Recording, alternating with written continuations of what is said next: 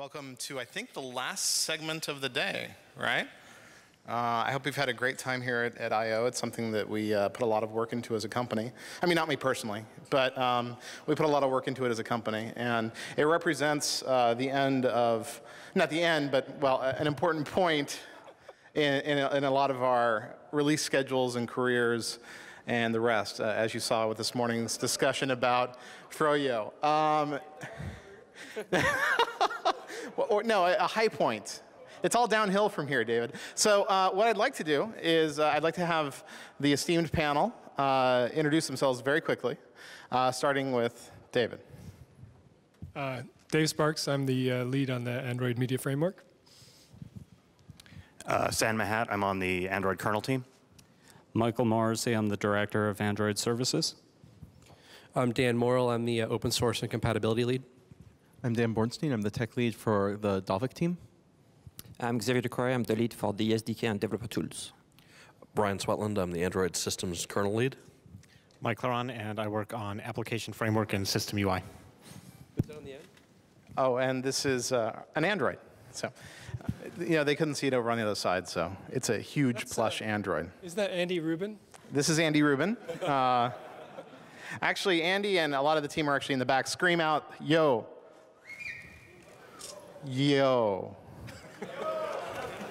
So they're all here in case there's something that we can't answer or answer incredibly poorly. They'll be here for that. We've got questions on the Bitly link there, and we also have mics in the room. So if you have a question now at this point, you're better off going to the mic.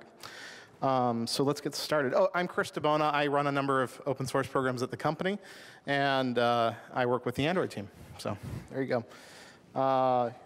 What can Google do to improve the transparency of Android core code development, deployment, and design? Google code trackers are full of questionable actions, tickets closed without remarks, or defects closed as work is intended. So this is sort of a softer question. This isn't really like, you know, how do you power on this rail? But San, you look like you want to say something.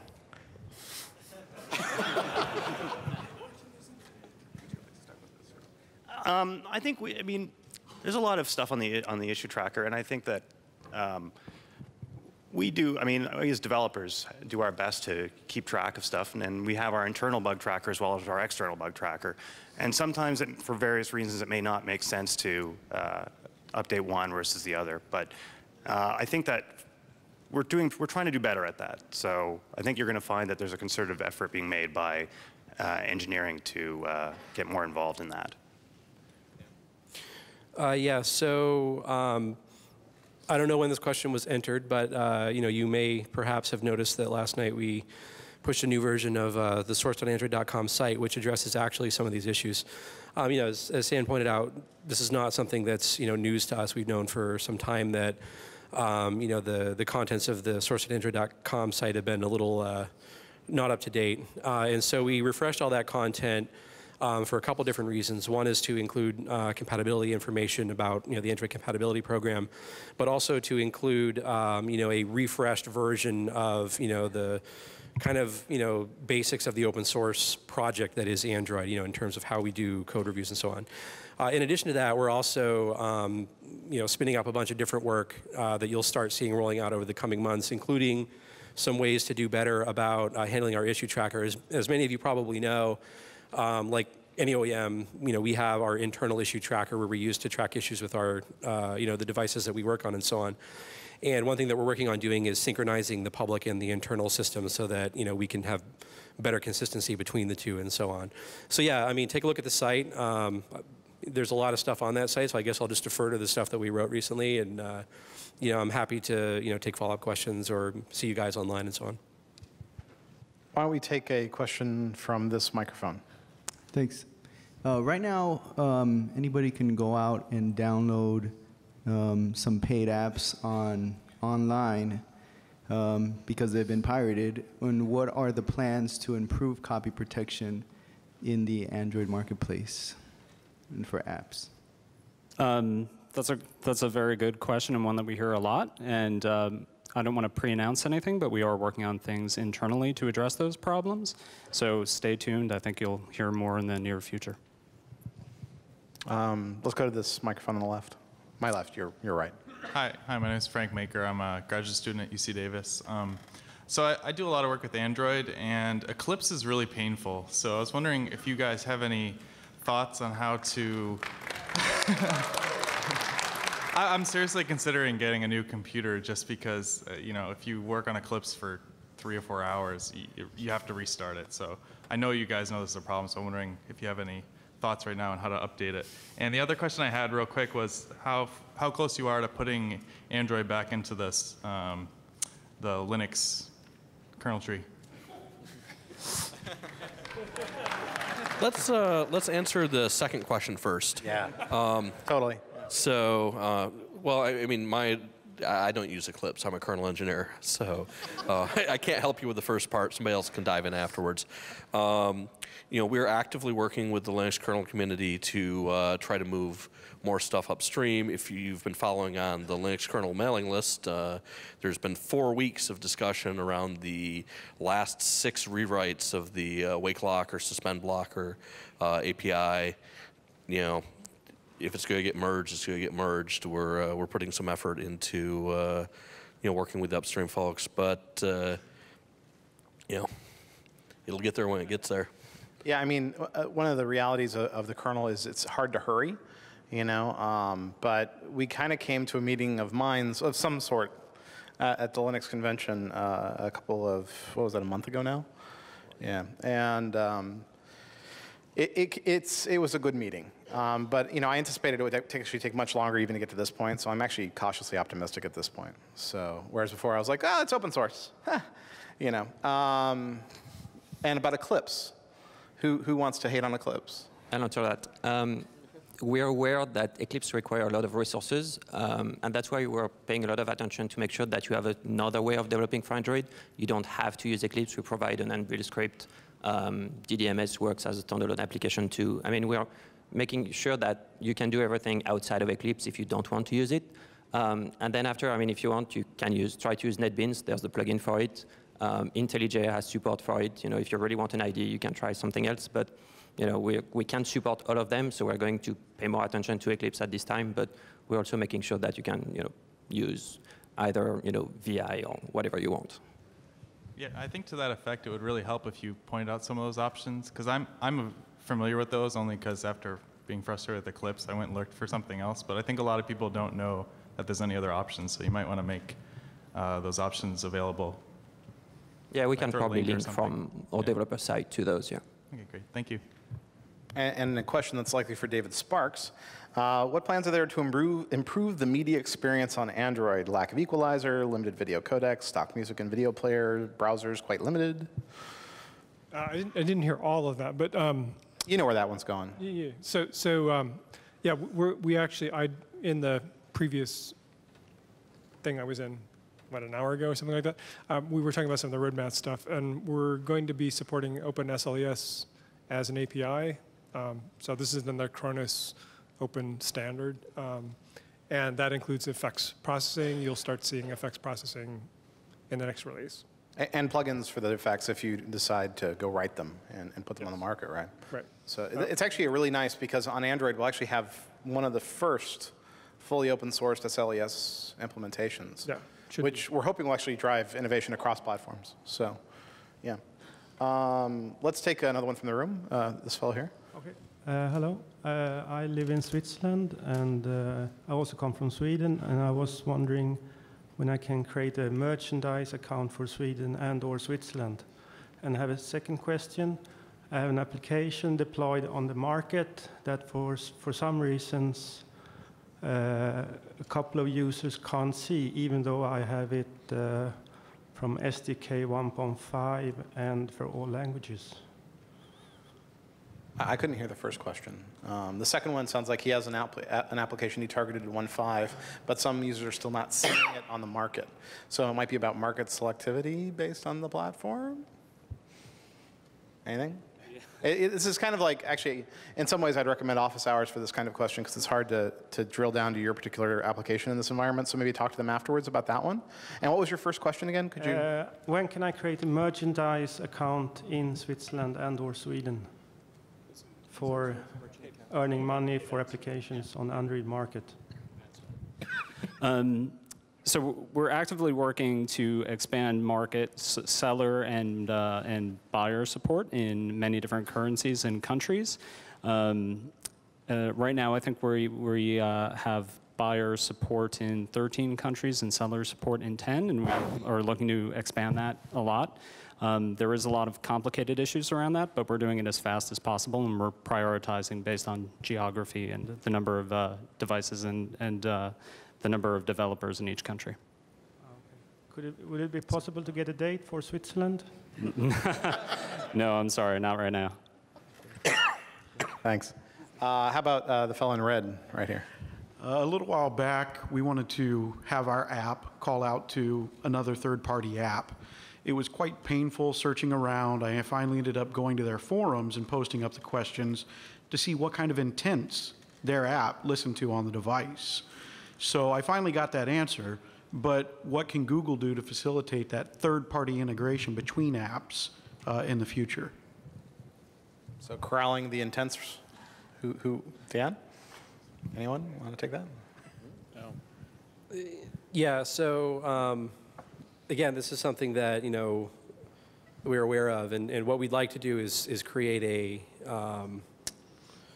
Well, there's really kind of two parts to this question. What it really boils down to is that, in fact, we talk about this in the compatibility definition document on the source.android.com site, but basically intents as a group or a concept represent essentially kind of a soft API. And we need to make sure that devices that are, well, intents are provided by applications. We need to make sure that devices that are implementing Android all provide the same set of intents, but we also want to extend that to third-party apps. So the challenge that we have, and this is something that I'm actually thinking over, although I don't have any necessarily concrete plans here yet, is to come up with a kind of site or service where developers can publish the intents that their applications expose essentially for use by other applications, and in the same site include the standard system intents so that developers have a one-stop shop for finding this kind of information. Like I said, that's not something that we have ready for launch or anything like that. It's not clear whether that belongs in the SDK documentation or a separate site or something like that, but it's definitely something we're thinking about. All right. Open intents is what this fellow said, in case nobody caught that. I'm sorry, I didn't catch that? Yes, that's true. OpenIntents.org actually does have a good database as a start, and we've been looking at that as well, although I actually haven't looked at it terribly recently, but yeah, they're a good resource for starters. Mike, you have something to say? Thanks. So the Android market is growing at an exponential rate, but the payoff is that most of the growth is coming from spammers. I don't know that I agree. E.g., quote, app developers. Okay. Does the Android team plan to do something about it? Maybe let the user filter out apps or developers, like an I hate button. I think, like someone said down here, I kind of reject the premise that most of the growth is coming from spammers. But obviously, there are... one person's book production mechanism is another person's spammer. Yeah. Yes. Going with that. Good point, Chris. But yes, we're always looking for ways to improve discoverability of applications in Android market, and that means ranking things lower that aren't good for people and ranking things higher that a lot of people like. So we're always tweaking those algorithms and looking for ways to improve. Thanks. Over here, I think. Hi, I have three small questions about Android future. The first one is does Florian... We'll make it all one question. Like one big complicated question then, because there's a lot of people want to ask. Just ask for three features. The first is about FM radio support. The second is mobile video telephony support. And the last one is support multiple display hardware. For example, 2 LCD. Okay, that's what. The first one was what? Sorry. About FM radio support. Actually, we have FM radio support in the Evo, right? I mean, they wrote a special app for that. Manufacturers are doing their own thing on FM radio.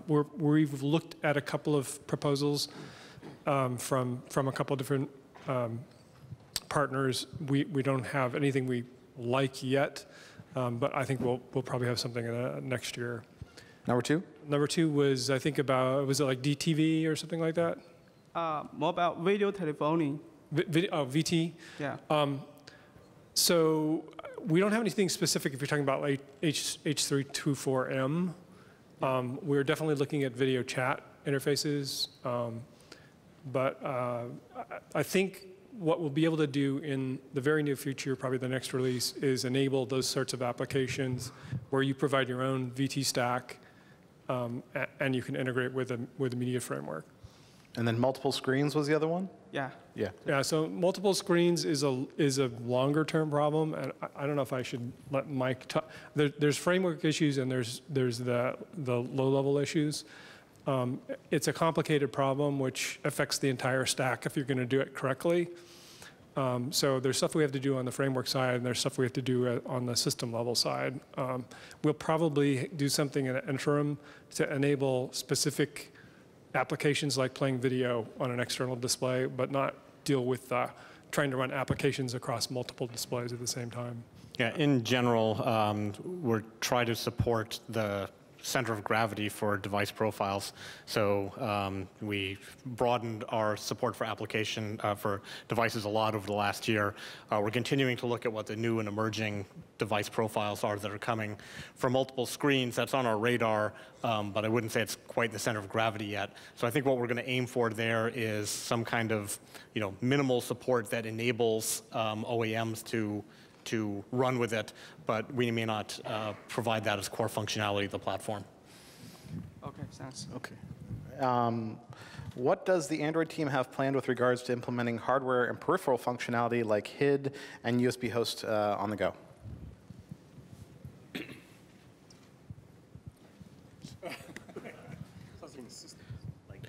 Do you mean USB HID or Bluetooth HID?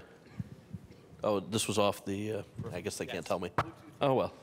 I'm not coming up with these questions. It's I'm easily confused, sorry. Bluetooth HID. So Bluetooth HID, we experimented with before. I think we'll see it in an upcoming release. Certification for Bluetooth is fairly involved. So getting it going so it'll start working and getting it actually certifiable is a bit more work, but it'll be coming in the future, I believe. USB OTG is also, there's ongoing work around it. I think both these things are likely to turn up in the Gingerbread timeframe, but it's the future. Cool. I think we're on this side now, yeah. Thank you. In my opinion, it seems like the Maps API is ripe for some improvements. There are a lot of things that developers all across the ecosystem are having to re-implement. It seems like it would be nice to be able to register overlay tile servers with the framework and have it manage the cache of the tiles, since it has to manage a cache of tiles for the base map. Seems like scatters of points are logical things. There's lots of new features showing up in the map application that seems like they would be nice to expose to developers. So I was wondering if you could address the plans for the Maps API. Yes, you're right. You're right on all points. That's an area that has been a little underserved, and we now have someone there. That's his job, is to bring that up to the level that we want it to have. So that's something that we've just put a lot more energy into, and you should be seeing results of that in the next platform release. Okay, thanks. I think the push question was sort of answered this morning. So you? Sure. So I'm a strong believer of Android. However, I saw some competition from Chrome. I'm wondering, is there any plan to improve the compatibility between two platforms? For instance, running Android apps at Chrome or running a full Chrome browser at Android platform? Thank you. So, I mean, it's really, really early in this, but we're definitely talking with the Chrome team, particularly thinking about native client and how that might apply to Android. But this is this is not the next release. This is probably sometime next year. But we're definitely thinking about that issue. We want to make it easy for application developers to port to Chrome, Chrome OS, and Android, and minimize the amount of work you have to do. I don't think we can make it completely go away, because you're going to have different platforms you have to deal with. I mean, the idea of having an application that can run seamlessly on a small device and a television or something like that, you'll get some functionality, but if you really want to make it smoothly, there's probably some work you have to do. But we do want to make it easy to port the app. Okay. I think the market question was kind of answered this morning. Do you guys want to say anything about market improvements? No? You're good? Let it rest. Also, will Froyo be available on the Nexus 1? Will it? Yeah, so there's your answer. Oh, when? Sorry. Sorry. It's the hot lights, When? Soon. Okay. We traditionally put out the SDK not too long before it goes out to devices, so that should give you a clue. Yeah. We aren't in complete control of everything because we have to work with carriers and things like that. But before it starts getting cold again. We kind of already answered the copy protection question. Currently, copy protection doubles your APK size, and protected apps are routinely hacked. But we kind of answered this already. So let's go to this side. Stripey. It's a striped shirt. I can't see much from here. Okay, so I was wondering why the framework API isn't separate from the entire platform, and if at some point in the future we can see updates to the API that don't rely on carriers updating their code and sending out updates, sort of like how we have Java or .NET on a Windows platform that are pretty much independent of the OS, to some degree at least. So if I understood the question, it was why is the framework bound to OS releases? The API the API. So if at some point the API will we'll have new APIs that we can just install on Android version 2.2. We can install later versions even if someone else is running 2.5. Well, we're making an active effort to separate the applications from the framework. So you'll be seeing application updates coming much more frequently than OS updates. But from our perspective, the framework is the OS, and they're not separable for us at a technical level right now. We can't really change the activity API without changing the activity manager, which is part of the OS. So those two are going to remain bundled together. Probably forever. Other Stripey. Hi. Yeah, I guess this goes back to the question about device profiles and your discussion on that. I'm from Intrinsic, and we ported Android to a number of non-phone devices. So struggled with some of the architectural problems, like you mentioned, about multi-screens, and specifically devices that might not have a modem or have a modem that's not always powered on, and you might want to power it off while the device is in standby. There's a number of other issues like that, like different screen technologies that might not be LCD-based screens. So are there any approaches towards devices that aren't sort of phone-based, especially given the Google TV thing this morning? Well, to take part of the question, powering the modem off while on standby is doable today. It's a policy decision you can make. Perhaps based on whether the application needs data or not. I mean, when the phone is actually on, or when the device is on, I shouldn't say phone because it's not a non-phone device, when the device is on and you don't want to have the modem powered up, but only when you need it for data activity, okay, I don't think I understand the question then. I think he just wants more flexibility around programmability of subparts, I guess. I mean, some of these things are going to be sort of a profile of the device, assuming that there's a modem there, that kind of thing. It's kind of an unanswerable question, because a lot of their work is going to concentrate on sort of the very mobile experiences. Yeah. So that's sort of the result of the profiles. You've seen other companies, Barnes & Noble, Arcos, and others, address really other niches, and in some cases quite well. If you look at the Nook, it does multiple screens and very odd power profiles, but it's a custom device, that's right? Actually, that was actually our work in doing the platform. Oh, that was your work, right. Yeah. Well, in doing sort of the platform porting, so of the way that the modem is controlled, but there's actually a lot of architectural change you have to make in order to do that. So I was just wondering if you're actually targeting devices that aren't phone-oriented. Well, I'll take a stab at this. We have two conflicting goals which are both positive things, but they don't always align.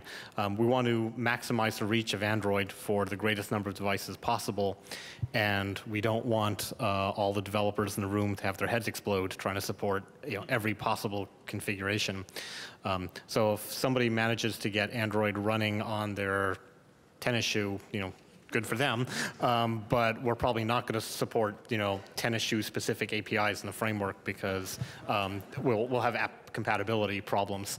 So CTS is kind of the tool that we use to define that. That's where we're saying that this is what is the essence of Android. In order to be an Android device, you need to support all the APIs in CTS. I may be speaking a little bit out of turn, but I think we're always trying to improve that and tighten up the focus of that, so we capture the things that matter versus the things that don't matter. So there's, Android is running on a surprising number of devices, or at least surprising to me. Every day on Gizmodo, I see it running on something else I didn't expect. Microwave. Microwave. Microwave, yes. So I think over time we will try to improve the ability of innovation to happen in the field by not requiring things that don't matter to the core of the platform, but we're always going to be tempering that by making sure that developers have a clear path to knowing when they're done and knowing what the range of devices they have to support is. And we're always trying to navigate that. We can look to the developer community to help us with that. If we get a message from you that there's an emerging class of devices or there's an emerging problem that we're not serving well, then that's feedback that we can take, and we can try and extend the platform to match that, or extend CTS to match the problems that you're trying to solve. Yeah, and just kind of quickly follow up on that, there's actually, this is the compatibility-related content that I referred to earlier that's on source.android.com. So there's actually two things that you can take a look at if you want to see this spelled out in detail. There's a new page on the SDK developer.android.com site if you're an app developer that may be of interest, which summarizes, it's called Compatibility Considerations for Developers, but it summarizes what you have to do to make sure that your app will run as widely as possible. And also kind of explains from a developer point of view what the compatibility strategy is. And then, of course, there's this compatibility section on the new site that talks in totally gory detail about all this stuff. But in general, basically, we just have two key mechanisms that we use. We use this compatibility definition document, which basically says what devices can do and not do to be considered compatible. And then there's a CTS which verifies that and helps them make sure that their devices are behaving correctly. And these two things together are the foundation for what we call an Android compatible device. And so Android's open source, and people are welcome to use it for whatever they want. We love it when we see that. But that's, from our point of view, that kind of thing exists outside the application ecosystem. Thanks. There's a question on the thing about when were we going to see proxies, HTTP proxying, and about battery optimization. So proxies? Support for? He uses exclamation points. Oh, question marks. They're like curlier exclamation points.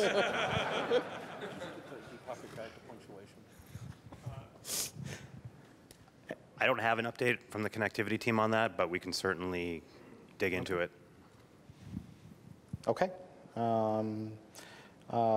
There was a battery optimizing, but it dropped down. Do you want to talk about power optimization, anyone? It's not good enough, I guess.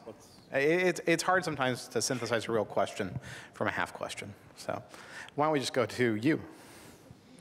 Hi. I work for a company who is a OHA member. As a developer, do I have any benefit being a OHA member? What additional information I get compared to a normal developer? Did you hear that? You didn't get the card. Can you speak up a bit? I'm sorry. I said I work for a company who is a OHA member. As a developer, what additional benefit I get in the Android forum? Why use Android over something else? Is that what you're asking? Open Handset Alliance. Oh, what's the benefit? What's the point of being an OHA member? Is that right? That's right. Yes. Sorry. Hey, the bounce sound thing. What's that? Yeah, I mean, we're not really OHA folks, so it's hard for us to answer that. I'm sorry. Okay, I have one more question.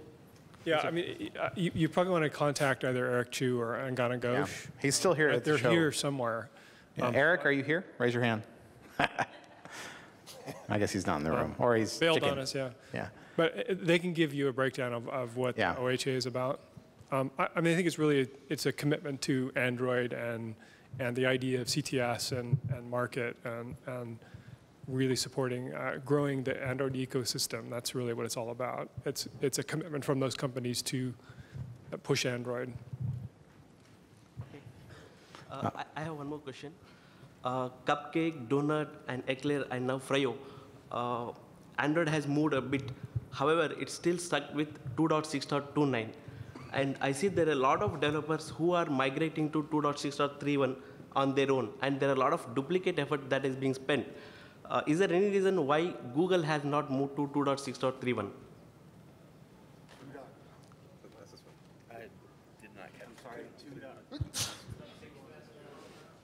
Oh, the kernel?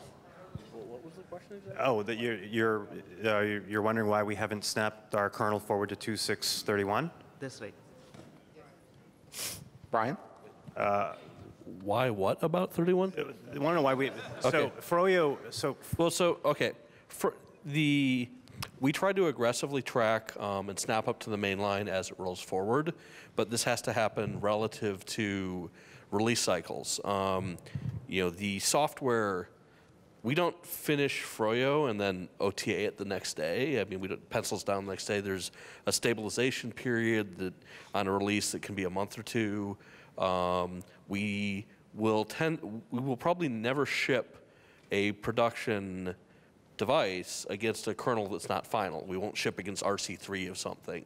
So we will tend to ship against the latest mainline kernel that hit 4 months ago. That was that was released before we hit the last, say, month or two of stabilization for the release cycle. So the Froyo software image for Nexus 1 is based on 2632. We are actively developing against 2634 RC. We'll be snapping up to 34 momentarily. Gingerbread this fall will probably be at least against 35, maybe 36, depending on where the schedule falls. But we try to track it aggressively, but we do stabilize the kernel before we ship. And oftentimes, the rapid progress of the main line brings in great bug fixes that we want to pick up and new features. Various subsystems can destabilize as well, or code needs to shift around to compensate for it. So just timing. Yeah, and actually you see this like throughout Android. So, at the higher levels for things like ICU and OpenSSL and there's all sorts of libraries at every layer. And we won't get, if it was released yesterday, it's not going to make it into Froyo today. There's definitely a time period of making sure that the new version is stable enough and it's going to work. And it's really, it is a matter of months between a stable release of an external library until it lands in Android. The one thing I would say, and I've said this to a number of OEMs and silicon vendors who've asked me about this, nothing stops you from using a later spin of the kernel if you'd like for your release, but I suspect that most entities that do, software release for consumer products go through a similar stabilization period. Actually, a lot of consumer gear I see shipping Linux, I think still uses like 2.4, early 2.6 or so on. I feel that we are fairly aggressive at tracking mainline compared to a lot of efforts. Yes, John Corey at US Naviguide. There's a lot of websites like Circuit and AndroLab that use the market APIs kind of under the hood. What are your thoughts on opening up both the web-based market API and the device API for the market to users, to developers? As you saw this morning in this morning's keynote, we're building our own website, and that's something that's very important to us. And along with that, we do want to expose more data to sites in the form of feeds. That's something that we're looking at, and we'll definitely let people know as soon as we have that. what about on the device itself? There's one developer came up with this really kind of great idea for checking to see if an app had actually been downloaded from the market. It's like a license check. It's very simple. All you do is ask the market, are you my source? And if the answer is yes, then it's a valid, app. If the answer is no, then it's a pirated app. He's using some under the hood stuff that's not exposed, publicly. It sounds like a really good, simple way to solve the piracy problem, or at least part of it. And I wouldn't use it because it's not public, but if it was made public, I think that could be a really easy way to solve part of the piracy problem. Right. So as I said earlier, there's some things that we're working on internally right now to combat the piracy issue, and we'll definitely announce that as soon as we have something that developers can use. Thank you. Yep. There's a question, it feels like it's really more for Eric Chu's panel earlier about OEM adoption curves for 2.2. Should we just leave that to, sorry. Why don't we go with a question over, did I go that side last time? Here, yeah. I wanted to know if you have thought of using the GPU to enhance the user experience, for example, for the Android system and for the browser. Yes, and that's his job right there. It's all his fault. Yeah. Yes. So, yeah. We want to dramatically up our game in terms of the animation speed, performance, frame rate of our drawing system. We've got our best guys on it, so that's something we're working on right now. But it's going to happen after Froyo. It's going to be happening for the You done yet, Ramon? product. I mean, that's not the kind of thing that's going to stop with any one release. So. He says he wants a vacation, so I don't know. I'm fine with that. Thanks. Sorry. Yeah, on the marketplace, you've basically got a one-direction channel of communication from the users in the form of comments, and no real good way to communicate back to them or, really reply to them. Somebody says, "Oh, it's not working." How do you get the connection to them to say, "Well, let me help fix that"?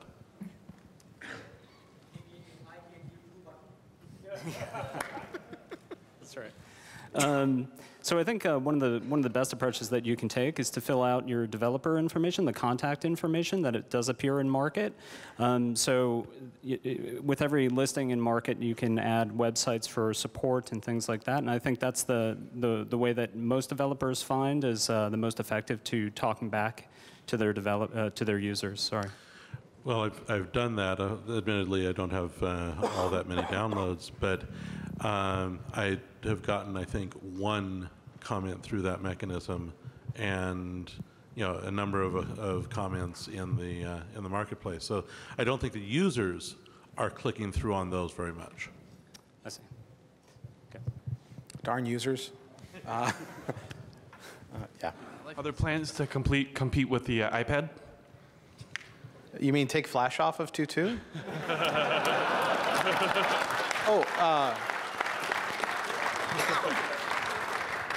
Or do you mean slow it down? Turn Flash off.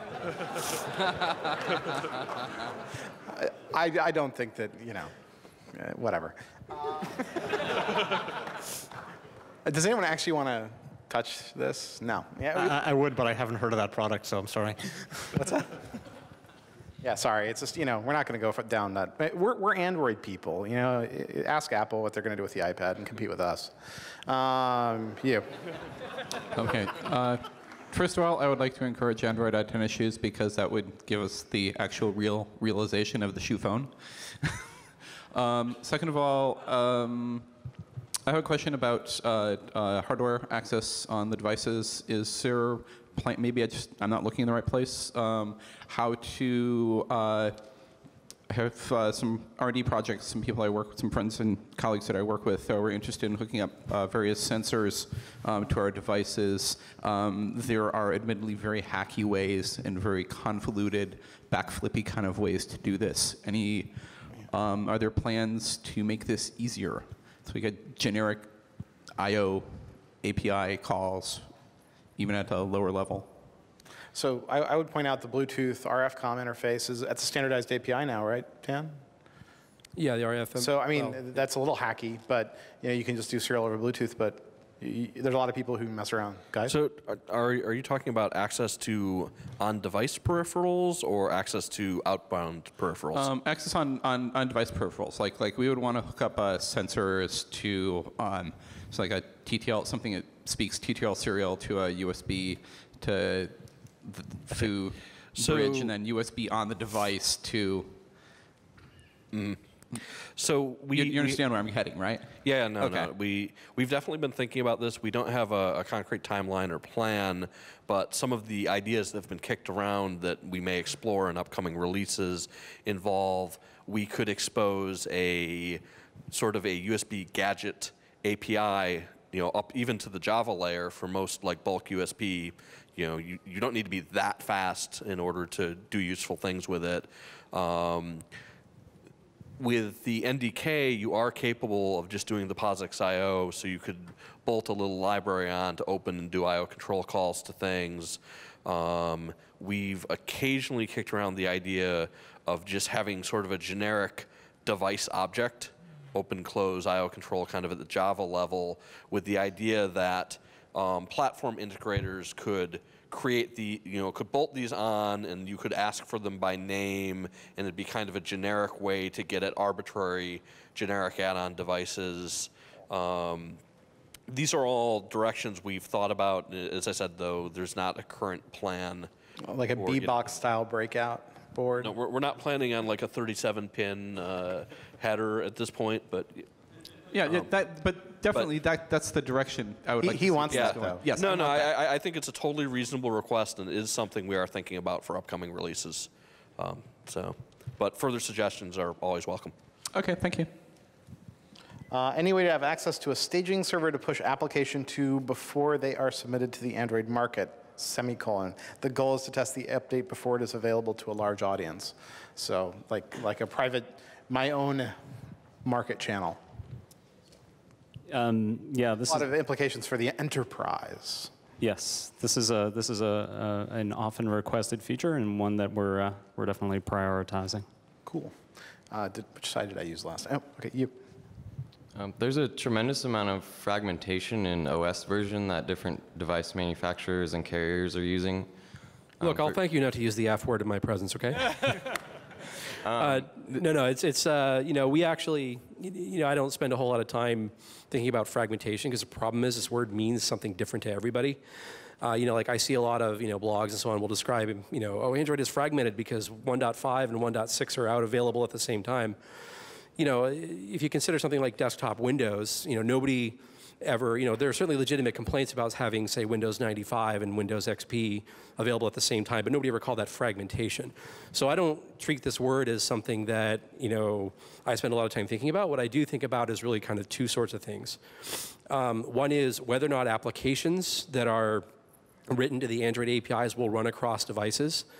And then the other is, whether will they a will 1.6 work on every 1.6 machine. Right. Right. Yeah. It's basically cross-device compatibility and then forward compatibility. If you write an application for Android 1.5, it's going to run on 1.6, 2.1, 2.2, and so on. And so the way that I like to explain this is, or an analogy I make is, imagine a highway, and you're a developer driving a car down this highway. Some platforms will, say, okay, here's a perfectly manicured highway, perfectly paved. There are no potholes, but it's 2 lanes wide, and there's traffic cops every 75 feet, to make sure that you don't go faster than they want you to go. I like to think of Android as more of something like a 5-lane highway where the middle 3 or 4 lanes are totally clear and you can kind of do your thing. But if you want to go really fast and be on the bleeding edge, you can be on the left-hand lane. And if you want to be really conservative, you can be in the right-hand lane and the kind of on the shoulder. But the highway is not going to be as well maintained there, so you kind of do that at your own risk. But what we do for our part is we make sure that those middle 3 lanes are well paved, and developers who are just writing apps that are using the public APIs, these will work in future versions. And so that's really the kind of the commitment we make, and that's what we think of when we think of device compatibility and so on. So, I don't use this fragmentation word very much because it's diluted, but those. But it's fun to use against all platforms, though. You could talk about, cramming iPad apps into iPhones, going back to the first generation iPhones, and they're not going to run. You can do this up and down. Windows Mobile, whatever version they're on now, or the Kin, so you get into this spot where fragmentation happens, and as developers, we have to deal. But our job is to make that dealing not so horrible, so. Yeah, so just to add to what Dan said, two things. Where we are not meeting that objective, where something doesn't run on all 1.6 devices, we definitely want to hear about that. Where you wrote something against 1.6 and you did it all right, you didn't cheat and use APIs that you weren't supposed to use. If you're written cleanly against the SDK and it breaks in 2.0, that's really on us to fix, and those are things that we want to hear about. But the other connotation of fragmentation, 1.5 to 1.6 to 2.0 to 2.1 to 2.2, I actually prefer the term progress over fragmentation for that phenomena. Great. Okay, thanks. I hope that answered your question. For the most part. Yeah. A couple of questions. Is there an SDK for Google TV that, is there a box or is there an emulator? How do you develop for it? You're not really going to see much about that until it looks like late this year or early next year, including open source release of the full platform. So patience is the only thing we can counsel. Okay. And a short, real question for Dave. So currently, the only way of playing back streaming video, from what I've seen you talk about online, is RTSP, RTP. When is that going to change? Is there any different in Froyo? No, there isn't anything changed in Froyo. In fact, Froyo for RTSP stack is the same as the previous one at Clara. But in the next release, we're planning to support some things like we're looking at live streaming. We're looking at exposing the stack so you could do your own network streaming protocol on top of the codecs. So essentially expose the top of the codecs, send elementary streams to the codecs, and have the framework take care of AV sync and all the rest of it. So there's definitely something we want to support. Okay, thank you. Sure. The 2.2 SDK came out today, so thank you, that's great. But I guess in addition to that, some fixes were made to methods that didn't change, but the documentation was just crummy, such as service intents. In the future, could you not do that, like just push the fixes out to the documentation as fast as possible? Docs are out of date compared to the SDK. And he wants you to stop doing that. Shane, do you want to talk about the documentation? Can you repeat the question? Sorry. Your docs are out of date to the SDK? So we're playing a game of telephone. Go ahead. There were fixes made to the SDK, but like those fixes were bundled with the version release for 2.2, and it seems like that fix could have come as soon as it was made, and not on a big release date like Google I/O. Do you have an example of that fix? Service intents. In an earlier session today, they gave an example where it was just one paragraph and nobody knew how to use it, and for the documentation. Intent service, excuse me. Right. So we can definitely update the online version, more often. We can also update the offline version more often now. I think that there's a lot of things on the developer side that is not documented properly, and I think we are just catching up with that at this point. So whenever we have like new API documentation, it's mostly also catching up with the new ones for the next version. So if that ever slows down a little bit, maybe we'll be able to go back and improve all of that. It's mostly bandwidth issue at this point. Thank you. I'm going to combine the next two questions from the computer. Will the G1 ever be updated to 2.1 or higher? And talk about testing on multiple devices. What are your pain points? You need big pockets. You need big pockets? Multiple devices. Yeah. Do you have a better answer? So, Froyo on G1s. Technically, really not feasible. The problem is the flash space on the G1 is too small. So we just can't get Froyo to fit on flash. Yeah, basically, yeah, it would require removing existing features to make room. You know, you're going to have to cut or you're going to have to do some drastic things. I suspect what will happen is you'll see the external community building some different custom ROMs for it. The difficulty with the device that's around 2 years old now, and again, due to the flash size limits, it's hard to roll in the new release without potentially removing functionality that existing users, end users, expect to have. Yeah, and this is a legitimate role for external modders for them to have. I mean, this is one of the reasons why we open sourced it, was to help folks like that for some old hardware. So, do you want to talk about how painful it is to support multiple devices? There's 50 of them in the cabinet outside, you know. It takes forever to build on them all. It's easier if you file from your workstation. You can hit the button at once. You don't have to wait for one to finish. So the question is how difficult it is to get a platform to work across multiple devices? You know, I think it might be more about the application side. Well, we rely on manufacturers to do their own testing, application testing, and we recommend things that we actually, I think our developer relations team has done a pretty good job of figuring out, here's the top 100 apps, you should probably work with those. CTS does a lot of that work for us, and in cases where we've seen an app that was broken in a release and CTS didn't catch it, we try to go back and fix CTS so that it'll catch it next time.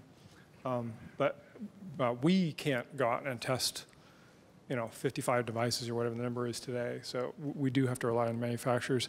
What we do is through our partner relations group, if we get a report that there's a problem, we work directly with the manufacturer to help them fix it, help them understand what the problem is, and push out a release. So I think for the application side of that, there's a very impressive cabinet full of devices. It's not our intent that you have to buy one of those and try your application on every single one because... I mean, if you want to. Yeah. Don't let me stop you. But they might come out faster than you can actually test them. You may never actually catch up to the number of devices being manufactured. Instead, I think the right approach is to look at the different axes in the test matrix. So there's MDPI devices and HDPI devices. There's with and without hard keyboard, portrait and landscape. And if you cover that, which you can do with maybe 2 devices or a couple devices in the emulator, then you have pretty high confidence that you're going to run everywhere. MDPI on one device is the same as MDPI on another. Landscape on one is the same as landscape on another. And that's what I was talking about earlier about trying to keep the surface area relatively compact, even if we do want to support a lot of variations on the theme. So you don't by any means have to test exhaustively on every piece of hardware, because it's not possible. So what are the plans to support streaming H.264 content, not just local, but via streaming? And I know one of the answers is you can do it via Flash now, but what else? Streaming? Yeah, I guess from a website or something? I don't know. Just streaming in general? I mean, we support HTTP progressive streaming already. I talked earlier about live streaming, something we're looking at. And RTSP, I'm not sure what else you're looking for. Like I say, with the next release, we're expecting to be able to allow applications to put their own protocol stack in place, and this will solve some of the problems. There are a lot of people that are running proxy servers on device so that they can do whatever protocol they want to do. We should theoretically eliminate that in the next release. This morning in the Google TV demo, we saw a lot of new UI controls. And I've also heard a lot of news about major manufacturers kind of stepping up their tablet initiatives. I know you can't talk in depth about what's in Gingerbread, but can you speak a little bit to the strategies for possibly different sets of UI widgets for the different kind of environments that Android will be running in? UI widget theming and... Yesterday, Jim Palmer spoke about UX in general, and so we're looking to do ongoing refreshes of our UI.